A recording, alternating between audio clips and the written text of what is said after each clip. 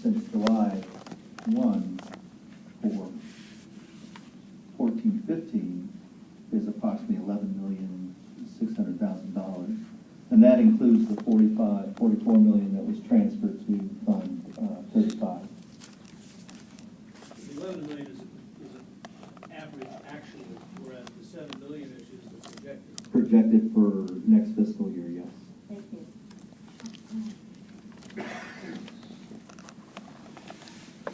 If there are no more questions, I'd like to move to page 15.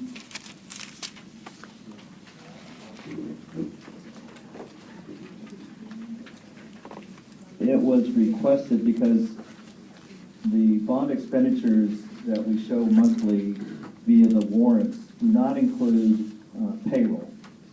So what we've done on page 15 is give the positions that are funded out of Fund 21 and strictly the salary cost for those full-time equivalents. That's what the FTE stands for, full-time equivalent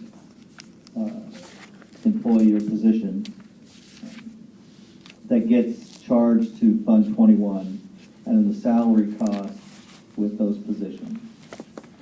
So we've included this because it's not reflected in the warrant listing. However, it is reflected in the financial status report under classified salaries and benefits.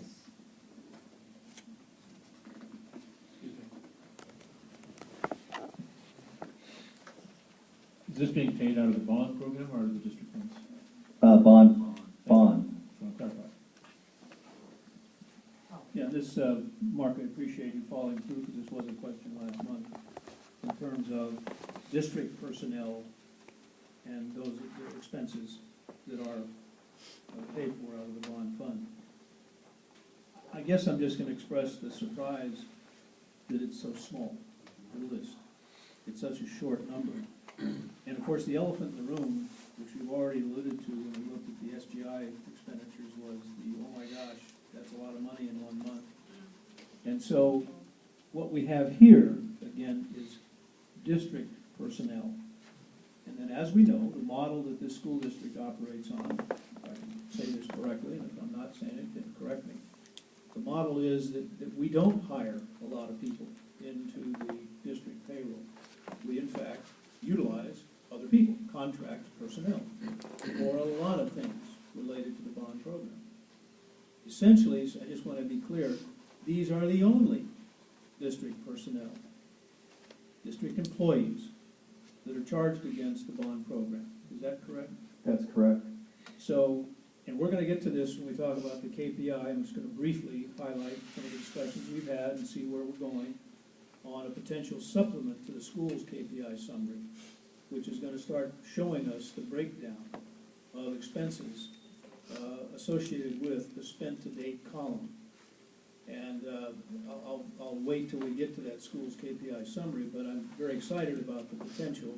We don't have it for this month, but I want to share the meeting we had with Luis and others, and it's going to get to the point where we're not only going to see the dollars, or where we are going to see the dollars by, I said I was going to wait, so I just quickly, direct construction, construction management, which is in fact the SGI, by other buckets like design, and from what the list you showed us, there were 7 categories of financial codes that the school district uses in keeping track of the monies, the various buckets that our construction projects have. So we're going to start seeing the dollars, and then the natural question is going to start to be, well, please tell us about the positions themselves.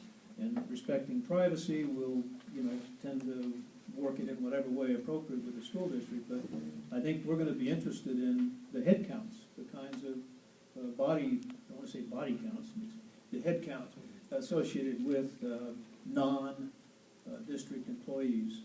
I think that's where we're going, and that's what I think there's a strong interest in knowing about.